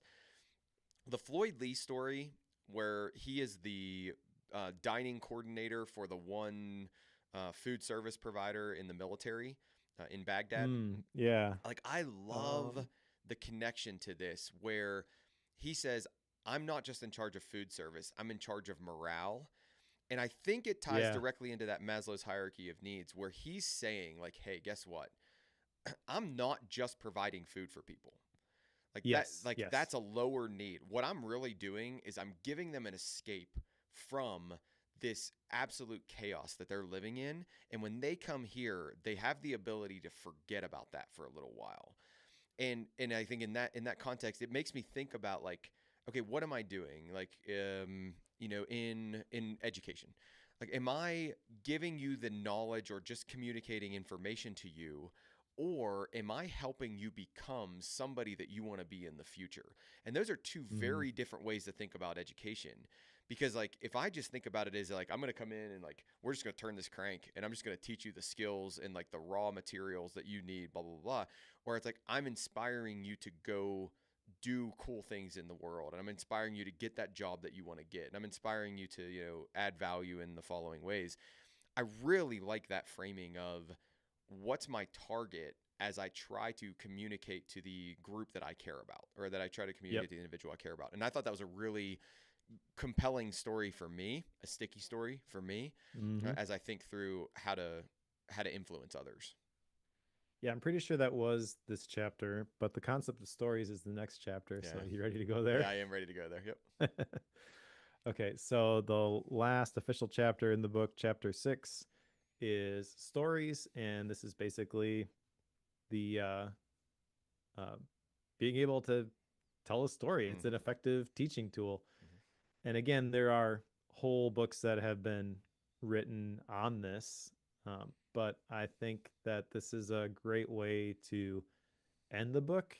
I feel like when you make things simple, unexpected, concrete, credible, and emotional, and then just like communicate them that way, it really does have limited effectiveness if there isn't a story attached to it. So, kind of at the heart of this is this idea, just based in human psychology, that we really love story. Mm-hmm. Stories provide both stimulation and inspiration. They talk about, they mention that when friends tell us stories, we instinctively empathize. And then they get into kind of why this is the case, and that when you imagine an event, it stimulates the same brain regions as actually having the physical, going through the physical activity. They talk a little bit about mental practice, which kind of ties back to mental rehearsal, visualization. They kind of use those terms interchangeably. I don't think they are interchangeable, but I've mentioned on the podcast before. I think the uh, kind of the research that has gone into this that I'm familiar with the family business. Do you remember me talking Mm-hmm. about this, or Mm-hmm. should I briefly? Okay, Yeah. I guess just real briefly, like the one study that comes to mind, I think it's a University of Chicago study where they had groups of basketball players and one practice free throws for an hour a day, and they improved by a certain percentage. There was another group that visualized shooting free throws every day but didn't touch a basketball, and then there was another group that didn't do anything. The one that didn't do anything, obviously, they didn't get any better. The one that practiced free throws was like 18% or something like that. And it was like 1% less for the group that just visualized it. Visualized. And free throws are a very mental thing. Like there's not a lot of basketball players have the mental dexterity and skill that is required to shoot a free throw properly. So that maybe is cherry picking an example. They mentioned that mental practice alone provides about 2/3 of the value of physical practice. And I think that's probably pretty accurate. And so it doesn't mean that you don't need to do the physical practice, but I think the takeaway here is that you should augment that with the mental practice. And as it pertains to this chapter on stories, you got to be able to paint that picture for people. You have to help them visualize themselves doing the thing they want to do. If you can't do that, you're not going to convince anybody to follow you. So this isn't just a sales thing.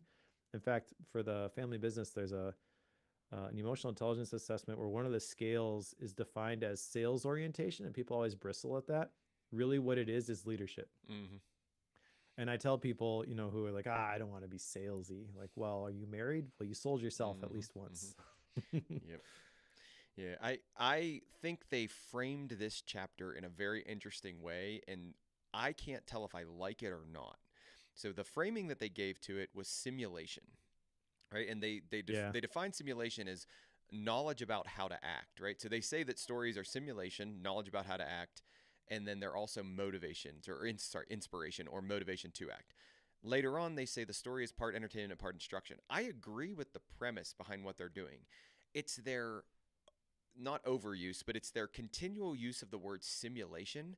I just like I that rubs me the wrong way. Like I don't know if it's the right word. I'm not going to tell you that I think it's the wrong word.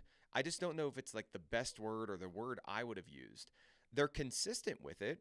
So like they come back in here and they'll talk about like the simulation is basically you're running it through your head instead of actually doing it. So shooting free throws would be a good example. I'm doing everything mentally that I would do physically to shoot a free throw. I'm just doing it in my mind. I also think about I've always like I don't know if it was in movies or where I saw it, but like somebody running the bobsled route, before they actually run the bobsled route. So like they mentally memorize it and they know exactly what they're going to do.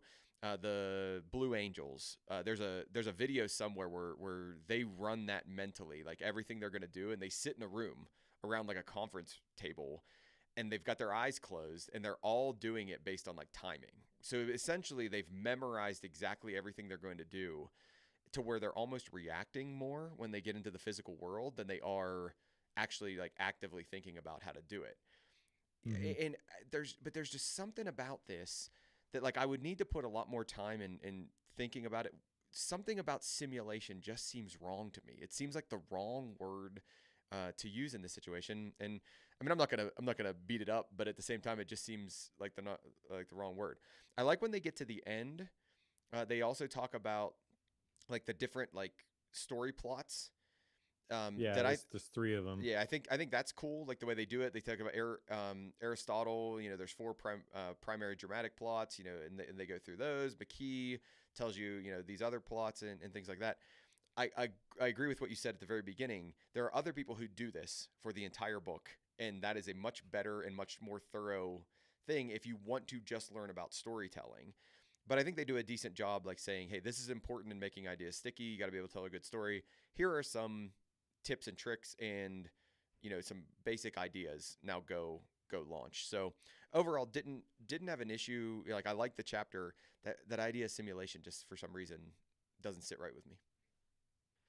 Yeah, I get I think why it's there, but I also sort of wish it wasn't. It feels like a tangential topic, which maybe isn't necessary. Like the whole mental practice idea. When they started talking about imagining events, that's where my mind went. I'm like, are they going to go there? And then it's like, oh, they went there. But then, like you said, it's kind of like, well, why does that matter? You're talking about the simulation and like the examples of the elite. Not everybody is a Blue Mm-hmm. Angel pilot. Not everybody is the bobsledders. The Mm-hmm. picture I get for that, by the way, is the Cool Runnings where they're in the bathtub and they're doing the Yeah, turns. me too. Maybe that's where I got it too. Yeah. But another example of this, which is pretty famous, is Michael Phelps, where he visualizes the race. And there's a famous story about how he's up on the platform. He's visualizing himself going through every single stroke, and his coach, even before, as he gets up on the platform, he yells out, put in the videotape, and that's his cue to play through what's going to happen in the race. And then I think it's the China Beijing Olympics where he had that last stride at the end and he held his arm out just a little bit longer instead of taking another stroke, and he ends up winning by 100th of a second. And then they ask him, and that race, actually his goggles broke, so he's swimming blind. And they ask him afterwards, "What did it feel like?" And he's like, "Exactly like I thought it would." Yeah. Because he had just done it so much that nothing could shake him off of that. That's not most people most of the Well, time. so I think about this on a more tangible thing. Like you're gonna tell me a story and like try to do something sticky with one of your videos. Like I Yes. gotta tell you, Mike. Like I'm not visualizing myself doing something in Obsidian. And, like it just doesn't connect. Like there's something I'm not simulating that Obsidian thing or that knowledge management thing. It just doesn't. I don't know. There's something that breaks down Yeah, here for me. so that's where like it's almost, why is this in here? Mm-hmm. Because I agree that that's important in the beginning of the story, or beginning of the video, or beginning of the course, or beginning of the book. You want to paint this picture and communicate the end state for the person. This is the transformation that's going to happen. Why you should stick with me as we go through this journey together. But the simulation and the mental practice there has zero impact on that Mm-hmm. application. I agree. Yeah, I agree. So it's sort of like a tangential thing, and maybe we drifted a little bit too far. I think you could make the argument that they really didn't, but I agree that it just didn't fit quite as nicely as all the other stuff. Yeah. Let's go to the epilogue. Okay. So the epilogue is what sticks minus the question mark. And this is kind of where they take these 6 different things that they've talked about in these different chapters, and then they make a checklist basically that you can use to decide whether this is going to be a sticky idea. But it's not just, is it simple? Is it unexpected? They reframe it a little bit and they only include 5 of them. So Mm-hmm. the first one, simple, is basically assumed that you do have the core of an idea. So then what do you need people to do once you have that core idea? How do you communicate it in a way that is sticky? And this, I think, is pretty genius.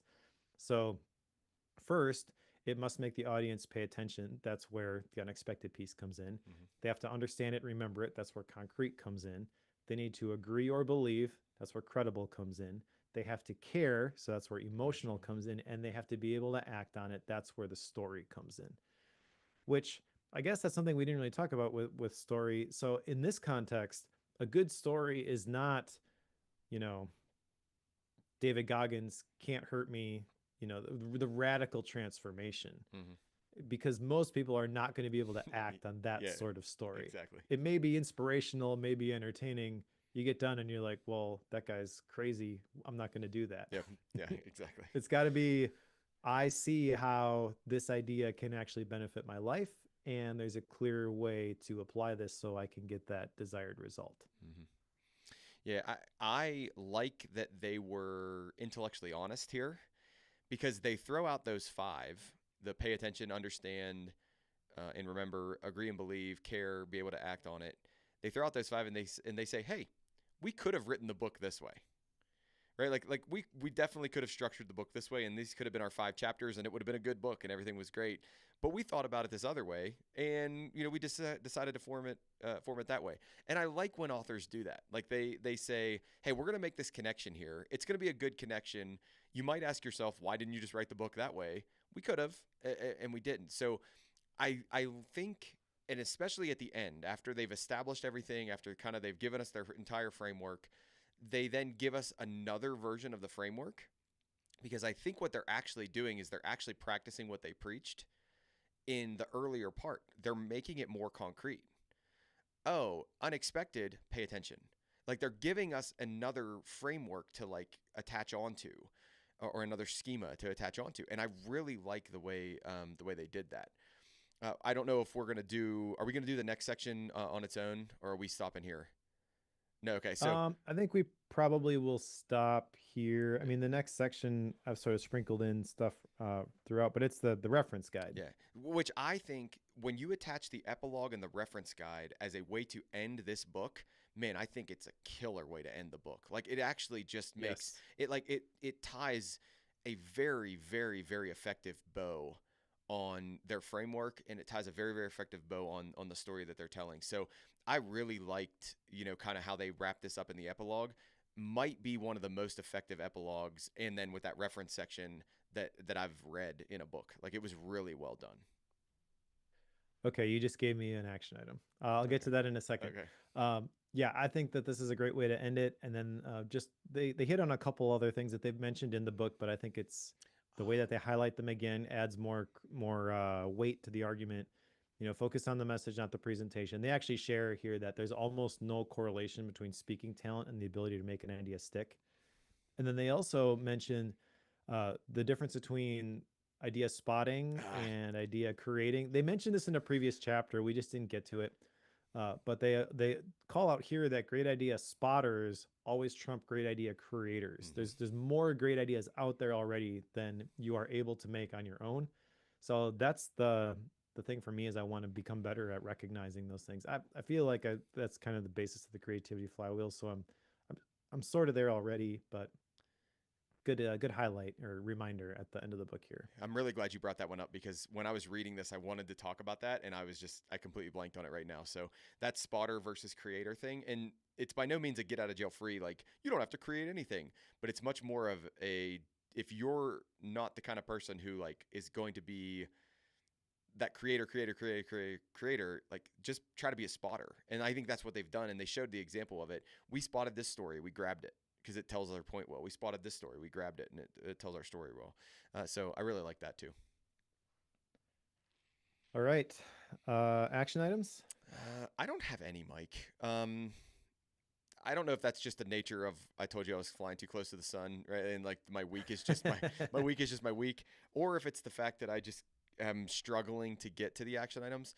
I don't really have any. I know that I'm not going to commit to this as an action item, but like I know that the ideas in this book are things I want to act on.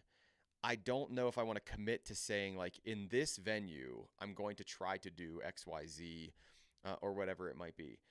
I think the easiest action item I can say is I want to take their reference guide and I want to have that more accessible than it being in the end of this book where I have to go find it.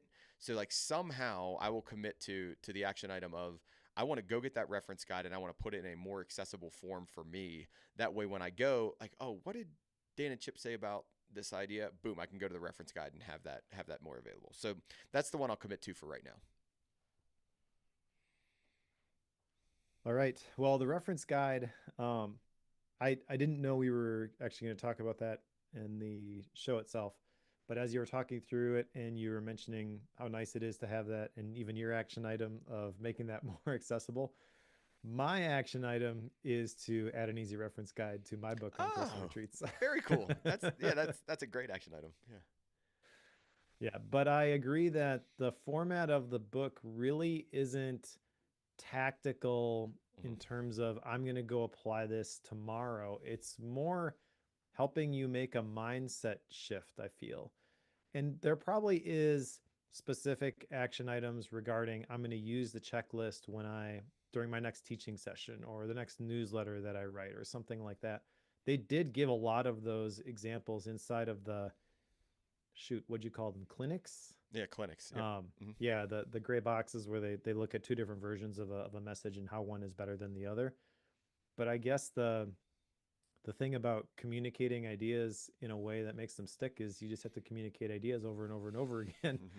And as you do it and you have this reference, I feel like over time they're naturally going to get more sticky and you're naturally going to get better at communicating them. And that really is the goal of this book. It's not, well, get a million people to do a personal retreat or something. Yeah. It's really just you're talking about ideas anyways. You want people to remember them more. So here's some stuff that may help you do that. Yep.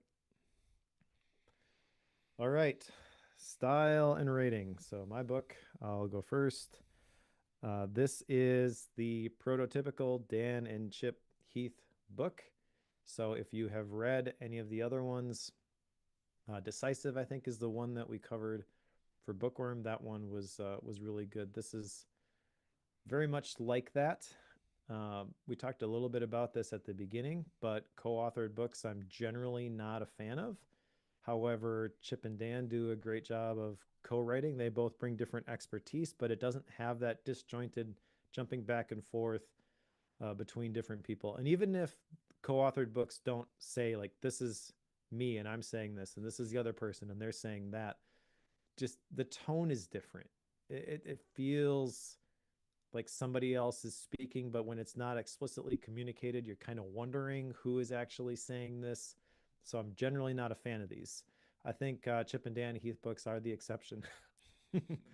I also think that what they're really, really good at is taking a simple concept and, for the most part, sticking to it very well. I think we talked a little bit about how the mental rehearsal, the visualization, the simulation stuff maybe drifted a little bit further than everything else being so applicable, and it's a direct connection between this is how I apply this as an independent creator, this is how I apply this for you, Cory, as a teacher. Like there's a very clear path forward. It's like, oh yeah, that's a great idea, this is definitely going to help me in the next class that I present, Hmm. right? Um, I feel like that they do a phenomenal job of that. That they write maybe some of the most generalizable productivity slash business type books that you will ever come across. It's almost the exact opposite framing of the previous book that we read, where you go into it like, well, unless I'm a creator who's trying to get sponsors, I'm not sure there's anything in there. And spoiler alert, if you haven't listened to that episode, it was a golden book. We both gave it five Yep. stars. I was Yep. worried that you weren't going to, so definitely go read that one. The takeaway from that was, yeah, there is a lot of stuff in here that I can apply. But this one, from the very beginning, they have this way of, they didn't know that I was fill in the blank in terms of Hmm. occupation, Hmm. but they wrote this book specifically for me in my occupation Yep. or vocation or whatever. Yep. I don't know how they do it. It's really, really good. They are phenomenal storytellers right from the very beginning with the kidney heist. I mean, there are so many powerful stories in here, which generally people try to tell powerful stories when they are writing a book, right? But it's goes together with this topic like peanut butter and jelly. Yeah. Yeah. If there was ever a book where storytelling would have been critical, like it's this one. So in one sense, it's a little bit familiar because it seems like everybody's doing that now. This book was written a little bit ago. I don't remember the exact published date, but I it's think it was not a brand 17. new. I think it was 2017. Yeah. Oh Okay, no, so 2007. Sorry, 2007. yeah, so almost 20 years old. There's some things in there where they talk about things. I'm like, oh well, iPhones aren't a thing yet, and whatever. So it maybe is a little bit dated. I don't know. I think the doesn't degrade the quality of the arguments or the ideas that they're talking about here. I think this is a 5-star book. It's hard for me to justify that when I had 0 action items from it. I think that's okay though. I think there are perspective shifting books where you can look back several years from now and be like, yeah, that one really changed the way I do things. You may not be able to specifically call out the ways that it has changed things. It's hard to point out the specific points in my workflows that this is going to Hmm. influence, Hmm. but my guess is that its fingerprints are going to be all over everything that I make for years to come. Yeah. So I'm gonna rate this a 5-star book.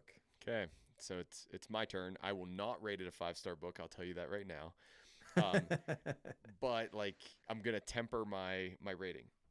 So this book is incredibly valuable when it comes to thinking about communicating in a way that people will remember what you say. So they call it made to stick, right? Like so thinking about communicating effectively and in a way that people will carry on or remember the things you say or use those later. I think the book itself is a great model of that. Like I think they did that really really well. Like the success framework, it's going to stick. I'm going to be able to remember those things. I'm going to be able to remember, kind of the core ideas throughout this book. Some of the stories they tell, I think are going to stick. So very very effective in that. Like where like I think we've done a good job at extolling the virtues of this book and like saying the good things about it. So I'm just going to focus on the reason why it's not a 5-star book for me. There were too many stories. Like I think at times they made their point and then they just kept going. And I was like, guys, you don't need another 15 pages of stories. You made a really effective point and we're good and I don't need it anymore.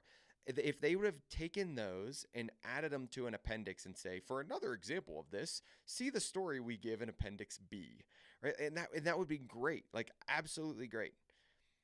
The clinics, I did not find that much value in. I thought they were okay. I didn't think they were great. Now maybe that's just me. Maybe I just like didn't resonate with what the clinics were. But I got to the point where towards the end I just started skipping through the clinic because I was like, yeah, okay, I know what you're gonna do. Or you're gonna give me 2 scenarios. You're gonna then evaluate those based on the thing, and it just wasn't that necessary for me for what I was trying to get out of the book or the point of the book. So like when you put those two ideas together, like I think that's what drops it down from a 5-star book for me. Other people might read this and they might love it. They may be like, I am so glad they included the clinics. I couldn't have, done this book without the clinics. Or, man, I wish they would have given me more stories. I just disagree with that. Like, I think they made their point. They didn't need to go on further with the point. So you had said about you thought it was a good length, right, with the book. And this is why I love doing the show, because sometimes we completely agree and sometimes we don't. I think we could have knocked probably a solid 50 pages off of this book, and I would have given it a 5-star rating. Like, if it had just shortened down, and it's not because what they said was bad, or like not even, I don't even want to say it's not because what they said was irrelevant. I just don't think they needed to go on as long. So I'm not going to drop it very far. I'm going to do something that we don't often do, but I'm just going to knock this to a 4.5-star book, only because I think if you'd have dropped 50 pages of it off, it's a more accessible book to audiences, and it gets your point across just as well. I wouldn't get rid of the reference guide at all. I wouldn't change the framework. I think the framework was good. Like, there was very little about the core content of this book that I would have changed. Just, I think you could have done it in a more concise way. So I guess thinking about it now as we process out loud when we talk, I think they could have made it a little more simple or a little more compact. And if they'd have done that, it's a higher rated book for me. That is fair. So I was flipping through the introduction to see if I could find it, because I agree with you. However, I think one comment that I'm not sure I can find, and then a piece of advice for people if they're going to pick this one up. I thought they said, but I cannot find, the clinics are basically optional. They 100% did that, which allowed me to go, okay. Like, after I read the first couple of them, I was like, I'm done. Like, I know what they're going to do in the clinics. I'm good. Like, I don't need to do those anymore. And it's because they said that. They absolutely did say that. Yes. Okay, cool. So I'm not making that up. So that the piece of advice that I would give people then is, like, I'm glad that the clinics are there. However, I also feel like you do not need to read all those. So if you want to instantly make the book about 50 pages shorter, just skip the clinics. If they would have said what they said, given us the first clinic, and then taken the rest of the clinics and said they're in the appendix, and they would have referred to it. Like, if you want a clinic about this, refer to appendix B. Okay. That makes it a stronger book to me, right? Like, because now you're not putting in the middle of the text as I read through it. It wasn't that hard for me. I mean, I'm the only way to read is electronically. So therefore, it wasn't that hard for me to scroll. It wasn't that hard for me to scroll through it, and it wouldn't be that hard to turn the pages. It just brought the rating down for me. That's all. Yeah. No, that's fair. I understand that. Yeah, it was easy for me to look past that. And I do think that the practical examples of those are great. I do think you're right that putting them in the end might be a different way to do it, but I didn't mind it. I do think, though, before we end this section, I do think this is a very good read when you think about communication and when you think about transferring ideas to other people. I think it's a very, very strong read. So I would highly recommend people, no matter what you do, read this book. Yeah, I think that's the big thing. Is this is definitely one that we would both recommend people read. Yeah, for sure. All right, let's put Made to Stick on the shelf. What's next, Cory? All right, the next book finishes out the Ryan Holiday Stoic series. It is Wisdom Takes Work, Learn, Apply, Repeat.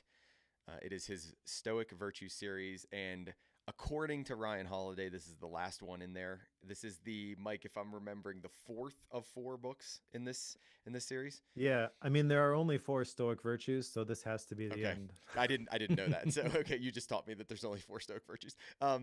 So it basically came out like a week ago. I don't even know, as of when we're recording this podcast, it came out about a week ago. And it's already ranked, number 1 new release. So it's getting the popularity that, Ryan Holiday has kind of built for himself as we go through this. I'm excited to read this one. I've kind of had mixed feelings on the past Stoic Virtues book, so I'm very intrigued to see what I think of this one. I'm saying that as a way to say I do not expect this to be a 5-star book for me when we're done reading that. But I like the idea of these. I'm not necessarily a Stoicism person, but I think there's some truth to glean out of these things. And then I think Ryan Holiday writes some interesting stuff, and I like reading his stuff. So we're gonna read the last of the Stoic Virtues books from Ryan Holiday. Wisdom Takes Work. Mike, after that, what's coming up? After that is a book that I am both very excited about, but now actually fairly nervous about. Okay.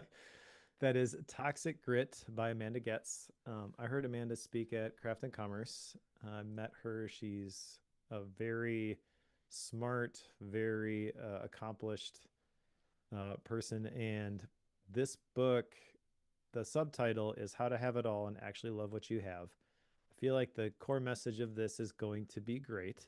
However, let me read the first two sentences of the Amazon description to you. Burnout is an epidemic caused by a society that praises toxic grit. All good so far. Women have been taught to chase goals and to hold everything together while quietly falling apart.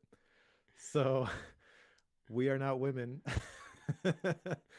But I think that is okay because a lot of the productivity books that we read are written Mm-hmm. by Mm-hmm. bro culture dudes. Yep. Let's just call it what it is, right? So I think this is going to be a very different tone, which I think will be very refreshing and is worth shining a light on, even if it's not written to us specifically. May make the conversation a little bit interesting, but That's great. um, yeah, I'm all for it. I don't like that. Doesn't worry me at all, right? I think, it's going to be a fun story or a fun conversation. yep. All right, got any gap books? No, yes. Okay. I don't remember if this was a gap book last time or not, but I am working through God's Kingdom through God's Covenants. So that is my gap book for right now, and it's basically a book on what's called progressive covenantalism, which is how the covenants unfold throughout the Bible. So that is my gap book that I am working through right now. How about you? No. No, No no, cat books this time. Maybe I'll have one by next time. But Wisdom Takes Work looks like a little bit longer book. It came not too long ago.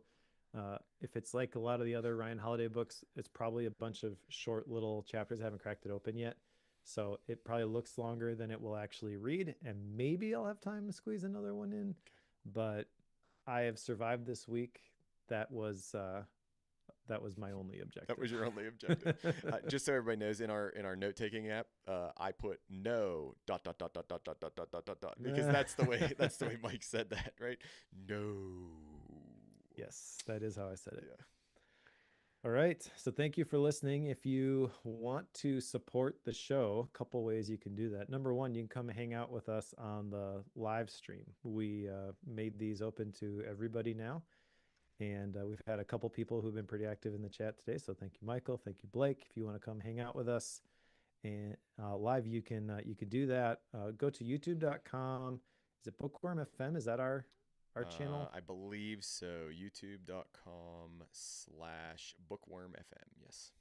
Yes. Okay, cool. So there you'll find the links to the upcoming live streams. And as long as I don't have to push them because life gets crazy, that's when they'll be. Another way you can support the show is by contributing to us monetarily by joining the pro members. We've got a pro show where we've got a longer ad-free version of the show. We don't have a ton of ads. That's going to change once Cory and I go to sponsor games. That's However, right. That's right. and we do a separate section of the show every week for the pro members. So today we talked about my trip to the Pinball Museum in Chattanooga. And you also get a bootleg, which gets uploaded right after we record. So in addition to the longer ad-free show, you can also get the show about a week or two early, depending on when we actually get around to recording these. There's also a Bookworm wallpaper, which is a 4K wallpaper with the Bookworm logo. It looks awesome. And you can become a Bookworm Pro supporter by going to patreon.com/bookwormfm. It is $7 a month, and it helps us keep the lights on, helps us keep doing the show, pays for our books. So thank you to everybody who has become a member. And if you want to become a Bookworm Pro member yourself, patreon.com/bookwormfm. If you're reading along with us, pick up Wisdom Takes Work by Ryan Holiday, and we will talk to you next time. Nicely done.